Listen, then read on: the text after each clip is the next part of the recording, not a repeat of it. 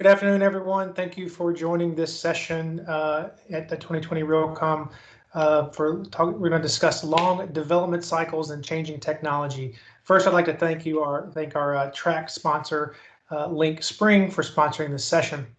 Today, we have a very distinguished group of professionals that we'd like to talk about this struggle with how do we design for the future as buildings are supposed to last 50 to 75 years, and what does that technology look like, and some strategies around what we should be thinking about as owners, developers, and consultants, helping folks get through this big hurdle.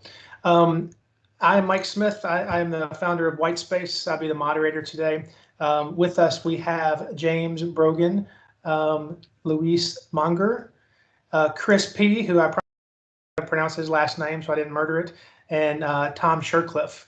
We're going to kind of go through different areas. All of us represent different parts of the industry, and just hoping to have some good dialogue and a good conversation around this topic on how do we design and what standards we should be thinking about.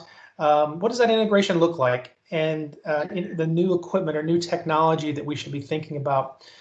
So first, I'd like to kick it off with Tom, and help us set the stage here, Tom. Let's talk about kind of defining a smart building, and what are we trying to do anyway when we say that, and what are some things that we should be thinking about?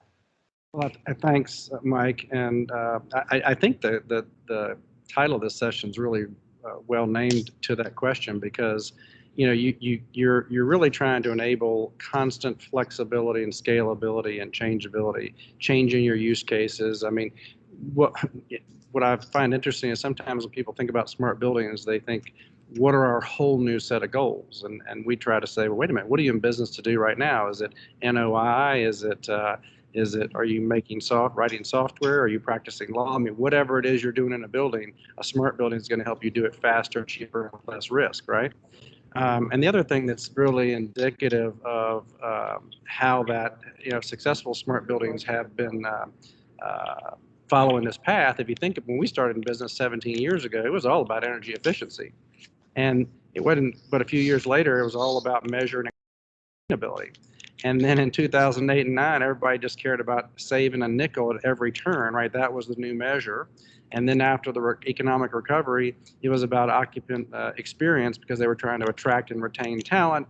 And here we are now in the very serious matter of public health. And I went through that little chain, Mike, just to say that what we've been doing with our customers fundamentally hasn't changed through that whole period. And even now we're advising our customers, turn your digital systems and your analytics and your dashboards to public health. Don't go buy new widgets, right? This is why we did it the way we did it. So Tom, you mentioned total flexibility with that, and James, I'm sure that you on the architect side have a huge hurdle thinking about from the first conversation with the client all the way to getting the building open, and then years beyond that. How do you look at that? Yeah, absolutely, and just thanks, Mike, by the way, for the introduction. Just in the title of the session and the description, talking about the lifespan of a building, of a project. We really kind of look at those into three slices, the 75-year to 100-year, if you can actually push it, the kind of core structure and floor plates and such will maybe last that long. Then that middle term, 30, 40, 50 years, where equipment is being swapped out, maybe the fiber converged network infrastructure is being upgraded.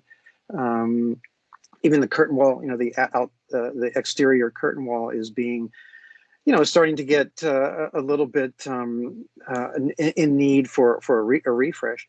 And then that last slice, the 10 years or even less, where the really edge technologies, the digital infrastructure, the switches, the endpoints are all being swapped out.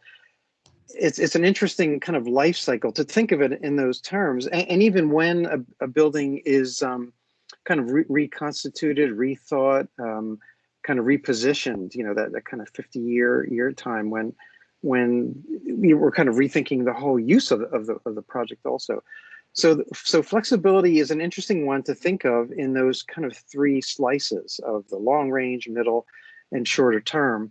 And it's something we can talk about a little bit further as far as as we go along, as far as how we're responding to the pandemic, the flexibility and the need to measure even more than ever, and those kind of things.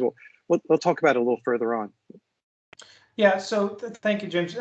Louise, talking about bringing the right people to the table from the ownership side, how important is it to have the right stakeholders in this to help with that design, to help with, really, what does it take like on day two? We can sit here and talk about design all the time, but what does day two look like when the tenants actually move into the building? Can you talk a little bit about that? Yeah, well, I think alignment of intent is very important, and all of the things that Tom was talking about, those use cases, is how do we get all of the stakeholders involved in that development cycle? That might be the owner, the builder, the vendors, the occupiers, the retailers. How do we get alignment of what we are trying to do within those groups? And then, one of the big challenges I think that we face in this space is that decisions are needing to be made so far out of a building being open. So how can we actually challenge all of those stakeholders to be more flexible in thinking we're going to strive for this outcome? Maybe we agree that the outcome we're trying to achieve is what's being delivered, rather than narrowing that down into technical specifications or decisions on hardware, sometimes up to 4 or 5 years out from a building reaching PC. So I think if we can get those stakeholders together and really agree that this is what we want the building to feel like and present like, this is the type of tech that we want people to have in their hands when they walk in the door, then that's going to go, I think, the first step towards really starting that conversation about flexibility. But from, my experience, the industry has a long way to go. And, I think vendors can do a lot to challenge that and come up with potentially more flexible solutions. But we really need investors and builders and development managers to start thinking more creatively in that space as well. So Chris, from your perspective, we talked about the need for flexibility and bringing the right stakeholders, but, you're more on the hardware side. How do we know when we have it right? Or do we ever? Well, it's a great question. And to really build off Tom, James, and Louise's points, understanding what's the purpose of the building, what are you trying to accomplish from a business and use case standpoint, but then how are you going to measure it, right? So what are those key performance indicators? And then how do you describe that, right? Because in the end, you want to be able to say, have I accomplished it? That all of that would then flow down into what products, what solutions, and specifications, all of which are in really inadequate language to really capture some of this stuff. And so I kind of always emphasize it really starts off with people, but it's the product, and then it's the processes as well. And we can think of process from everything from not only how do you acquire, deploy, and sustain, because arguably, in building off Louise's point, it's that we have lots of structural barriers within the industry to actually purchase and deploy that work against some of these objectives. But then you have to also think about the business models, right? So perhaps we want to deliver HVAC as a service. Well, we're not necessarily going to swap out chiller plants regularly, or maybe we do. As much as those endpoints, as James was mentioning, do need to evolve. So it comes back to how do we describe it? Maybe it's use of models or other approaches or different language, but it's back to tying it all back to what it is you want to do and ensuring you're actually achieving the result. Technology by its nature will change, but importantly, it's thinking through everything holistically as a system. So James, you hit on it earlier, and I think we should go there about how the pandemic has changed what we're designing, how we're designing, and then we'll kind of go through what technology. What are you seeing from your side? I know you just did a building where they came to you and said they want it to be around 100 years. How do you think differently at a building now because of the pandemic? Well, sure. I mean, there's a number of ways, and one goes back to the flexibility topic, and and wanting to have more flexibility of space and uses of space, and where maybe there was a set of desks, now the workstations are going to be laid out differently. How we're handling bathrooms are being thought through differently. Even how we're handling fire stairs, where once they were just totally back of house and really not thought of very much, are now coming to the fore. And it's like, actually, we want to use the stairs more. You know, we don't want to rely on elevators, and, you know, all those things, which, you know, to one of the earlier points, is in the moment. And so these are important to think about now. In 3 or 4 years, will they be less important? You know, I'm really not sure. But then to go one step further, as was mentioned earlier, the notion of measuring the space, you know, environmental performance and wellness are top of mind. So really everyone's talking about that and how to get there. I think the earlier point about having a strategy, having aspirations, but a real solid strategy on what you want to achieve can you know, inform us. So it's not only the physical architecture, but then the technology overlays on getting to those solutions. Do you feel that you know, for so long everything was social distancing, you know, space, people counting, that was a really big deal, I felt like, in the beginning of the pandemic. While it's still important, I kind of see a shift. Are you seeing that on the architectural side? Like, when you design things, it's like, maybe now you just wear a mask, maybe we don't need to worry about and use cameras to tell if people are actually social distancing. Are you seeing any kind of, you know, sharp turns?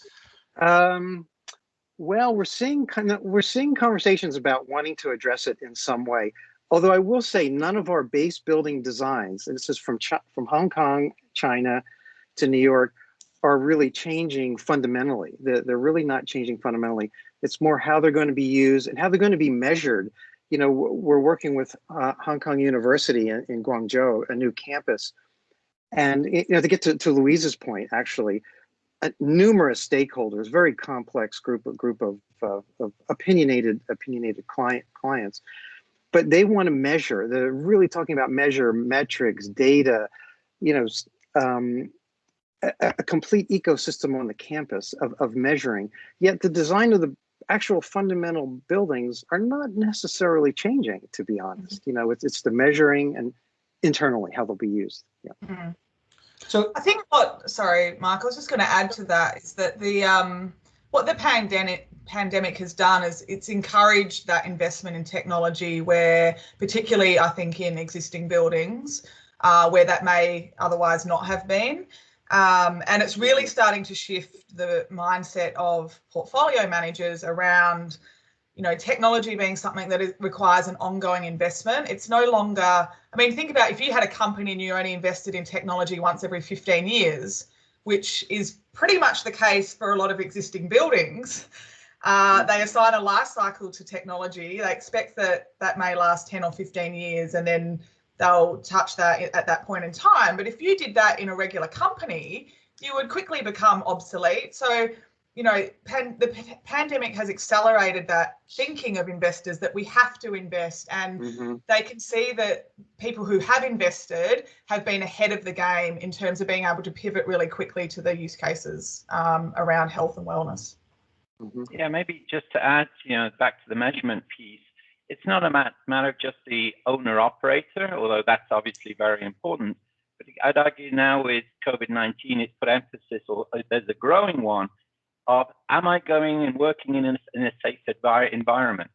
How do I know that conference room is okay? You know, you told me you've improved the ventilation system. Okay, how do I know? Right, and I think those kinds of expectations will start to be perhaps drive the norm, that if I'm not in a building that's considered safe, I won't want to work there. So I think there'll be a natural drive to implement such types of solutions. So Chris, that's an excellent point, Chris. Yeah, I was just going to jump in for a moment. I can use our office on 42nd Street as an example. We've designed our own measuring and dashboard to measure the environment, the air quality and the particles in the air, and oxygen and CO2, et cetera. Very cool. It's all on the iPhone, so the users can see this. However, the breakdown is when there is need for more fresh air, the HVAC system supplied by our our landlord, is dumb, quote unquote dumb, right? If it was a smart system, it would be adjusting automatically. So what our system says at one point, it says you need to open the windows because you need fresh air. So it's a total breakdown of this holistic system. We would love to be. I will say though that when you think about somebody that has a decent sized portfolio, we all can realistically know they're not going to go rip and replace a bunch of stuff. They're not going to put 6 and 7 figure things in every building. And so what we've had some success in framing is that, look, if your building is even within a couple of decades, most of the control systems in there are digital, right? And so we've taken that as digital clay to deal with public health. So, for example, if we can look at your access control system, excuse me, if you have a destination dispatch elevator and you've got some digital signage, I might be able to create a touchless experience by integration and not new CapEx. Same thing with social distancing. If you've got CO2 sensors and OX sensors in your lighting system and some video surveillance, I might be able to cobble together a poor man's social distancing automation. So I do just want to keep the audience kind of sane, if you will, and saying, wait, we can address these things a lot of times by pointing all that power at a new priority, even if it's for a year or two. Yeah, there's a lot of technology that we already have that people don't think to utilize that to help gather some of this data, to your point, Tom. So Tom, sticking with that theme, in your space, when the pandemic hit, what was the biggest thing that people were calling you about? Was it HVAC? Is it? I mean, can you tell us, like, what is the biggest problem you were trying to solve quickly? Yeah, there were two things, sure. Yeah, and I kind of just touched on them. Is like, what can I do with what I have? Quietly they said, not that we don't want to invest and all this kind of stuff, but what can I do with what I have? And they were pretty happy about that. I will throw an oddball one in there too, that you can Google this, that hacking is up, pick your study, around 300% during this time of the pandemic in general, and phishing as well. And we know from running lots of contractor phishing campaigns that they're opening phishing emails at twice the rate of the general public during the pandemic.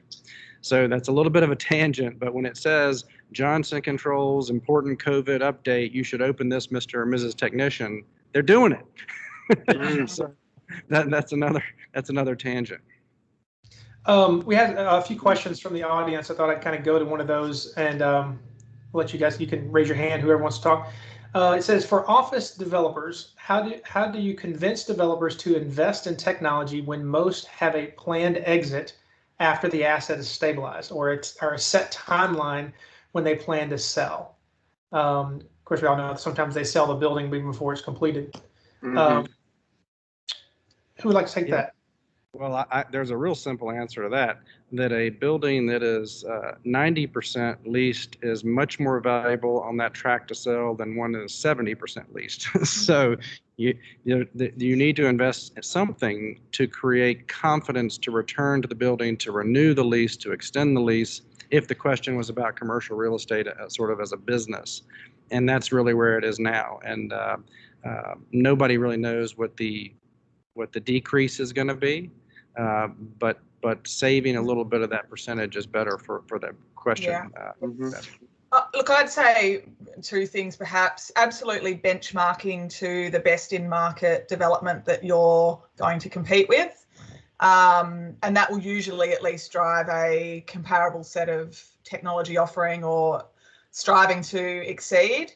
The second comment really there is thinking more broadly in the industry is how do we better value technology and technology experiences, and how can they be captured in valuations and assigned greater value? Because at the moment, I don't think that is well captured in a lot of valuations for portfolios.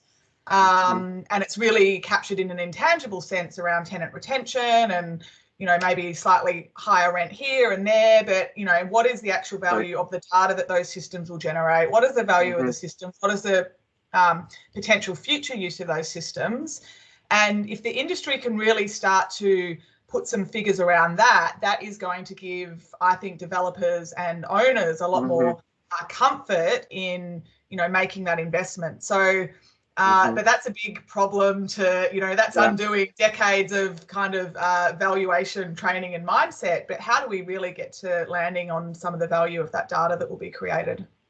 Yeah, it's an excellent point, Louisa, and we're really experiencing that. Some developers or owners or in academia do have the vision and aspirations to have a really leverage the technologies, and the ROI, so to speak, is part of it. But of course, many times they are the tenant, so that's also a big topic there. However, I'm wondering, and I'm not sure if what we're talking about, what we're addressing with the pandemic, and this really need to, yes, measure this environment and really have an opportunity to leverage some of these technologies might push things a little faster. I don't know. I'd be curious to get everyone else's opinion, but I have a feeling that it's going to push this a little faster. I'm going to make a comment about what Mike started the whole session off with, and that is, what is a smart building, being flexible and scalable and that kind of thing. But because there are many things you can do to position a building for flexibility that are pro forma neutral, especially during design development. Taking 10 or 12 building control systems, instead of putting in infrastructure for all of them, put in one common infrastructure, straight pro forma neutral. Saying you must use open protocols rather than closed protocols, straight pro forma neutral. Telling contractors they must configure systems and have them commissioned for cybersecurity, pro forma neutral. So there are, especially in design development, there are a lot of things we can do that just take a little bit of work, but not capital. Yeah, and I think too that the wireless technology to make and I'll use James' term, dumb buildings somewhat smarter, is so cost effective these days. Using the right protocols and the right security measures to gather that data from the buildings, and whether you implement it into the existing BMS, which maybe wasn't overly sophisticated 20 years ago when it was installed, there's still some really unique ways, I think, to do that in cost-effective ways to at least show some value early on or very quickly with technology. Is there technology that we've been talking about for the past 10 years at conferences like this, whatever, that we should steer away from? I know we talked about open standardizations, open protocols, but is there anything that we should be staying away from at this point because the technology shifted? And I automatically think about BACnet, LawnWorks. Those are all old technologies, but they're still here today, right? There's new flavors of those, but I just wonder if you guys are running into that. Kind of throws back to Chris and Tom. Just if there's something that we should avoid because maybe it doesn't have that future proof or future. I'll give you a political non-answer that hopefully helps a little bit nonetheless, and that is that what we've been discussing and indicates, and it's true, that technology, especially in our space, leapfrogs each other. So let's just briefly take analytics, right? I can remember when it first came out, pick it a decade ago for buildings. It was all about who's got the best algorithm. And then it was about who had the best business model to fit the customer's perspective. Then it was, wait a minute, that dashboard comes with analytics. And so, I mean, and then that has middleware, it has analytics. And so it just keeps leapfrogging each other. And I think, Mike, your questions is really important to juxtapose against the idea you're not going to be able to pick the bad one, or they're just gonna leapfrog continuously. Yeah, I'd argue in the end, technologies are going to continue to change. Customers ultimately buying trust, right? So who are they buying from, and they're going to be there to support them. And it's as much about, is there a sufficient number of people, as vendors and others, who can really deliver and support and sustain this for you over the lifetime? Because picking some new and latest thing, if it's a niche use case, great. But in the end of the day, you don't want your building not operating because some technology is either not available or stopped working. And by the way, vice versa in terms of obsolescence as well, right? So it has to be something thought of as a process that you're doing change management constantly. I will say, Mike, that I am having a lot more conversations about the intimacy between the actual design of not only the building, but mainly inside, and the technology and the engineering. A lot of times they're sequential, right? Design, engineering, and then, I call the smart later. And now things like I described, that touchless ingress experience, well, that might be also accompanied by the shape of a wall or where a set of stairs. Well, you've hit one of my hottest topics, and is the notion of these discussions should happen at the very beginning, right? In schematic design or DD, and really, or earlier even, frankly. And, we hire structural engineers and mechanical engineers and lighting, specialists. There should be something like your company's on the line, but there should be a strategy, a technology strategy from the beginning. And yes, work with the architecture, because the architecture may change. And so I couldn't agree more. I couldn't agree more. Getting that conversation, though, to happen early. There are exceptions, and we've had them, but it's very few, far and few between, to be honest. I don't feel like a lot of times everyone knows technology is important, and Tom and I can probably talk about this for an hour ourselves, but it's always an afterthought, right? And I feel like now it's more in the forefront, and we're seeing that from our clients. It's more in the forefront of their mindset of, hey, how's this building going to function? So I guess if there's one silver lining out of all this, it is bringing the conversation of technology back around. I think so. Another audience question here says, do you think the emergence of smart building rating systems will help support the validation piece, or is that just creating more noise? I'm very skeptical, I guess. My former role as a manager of portfolios. I think we look with smart building rating systems, it'll be, it's going to come down to the system really, but how can a rating system really place a value on the data that's being created? Or is it just a tick the box? Does it become a tick the box exercise of going after points as some of the rating schemes are, so that you can market your building as smart, whereas are you actually getting any benefit from the data and how that's being used? So I think it'd be a long way to go at the moment for a rating system to be able to evaluate how that data is being used, and is it generating income, which then you can place a valuation on it. So I probably remain a healthy skeptic, but happy to be proven otherwise. Yeah, I'm the same way. It hasn't worked so far, and multiple have tried. I think what I would suggest is that how smart a building is completely subjective, but the basic capabilities and enablement can be objective. Like, is it open? Is it cyber secure? Is it a converged environment? Those kind of, you could take some principles that are objective, and you should use those maybe as benchmarks or best practices. But then a smart rating, again, is a bank branch the same as a mall, was the same as an office building? You could get into categories, but I'm not sure to what end. We agree. Yeah. So Chris, I got a question for you, another audience question. Are you seeing language built into development contracts regarding technology life cycle? Minimum number of support years or software for future hardware capabilities.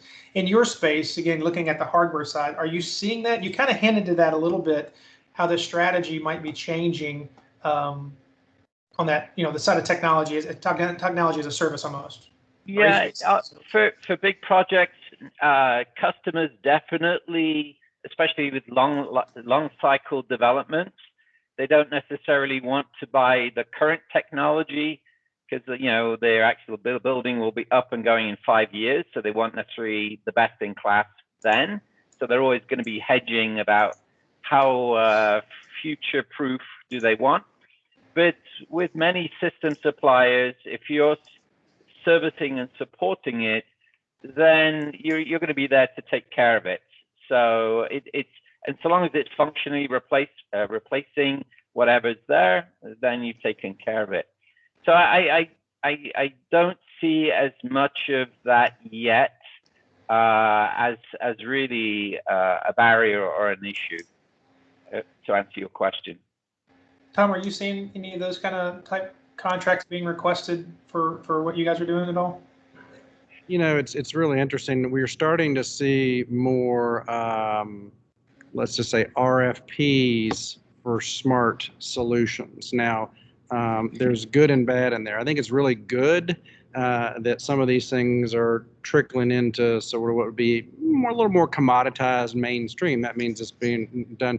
However, it's not good in that it's very difficult to put what we already agreed can't be on a rating scale into an RFP, right? How do you put into an RFP, principles of enablement and scalability and these kind of things? So we are seeing it. It's not being done very well, but I would still say it's still a good early indicator of mainstreaming. Luis, have you guys looked at those kind of models on the operating side of assets in the past? Yeah, look, it depends and it varies across buildings and vendors and contractors. It does. I think, the challenge is, again, it comes back to risk. Who's carrying the risk? The builder is more prepared to give stuff up, obviously, than the owner. And it does often, you're often unpicking a lot of those conversations in order to get an outcome. So it's a challenge, I think, that exists and will for a while.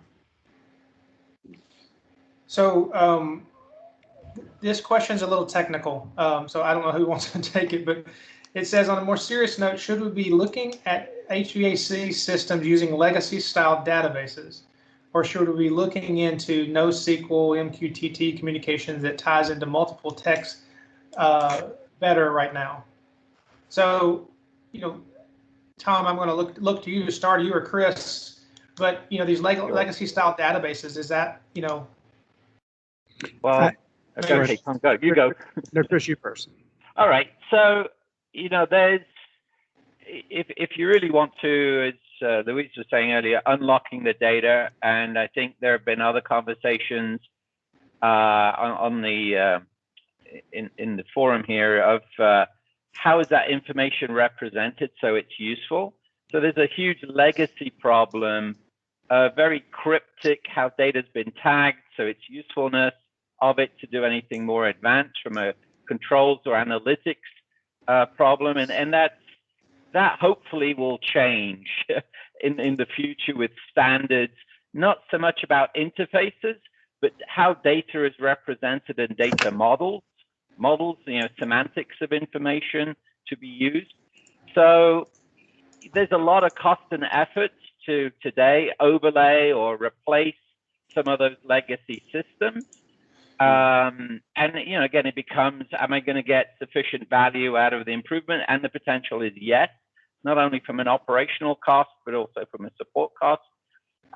So there's value there, but we've got a huge base of systems around the world, and that will have to be addressed. And there really isn't necessarily a great solution to just replace that.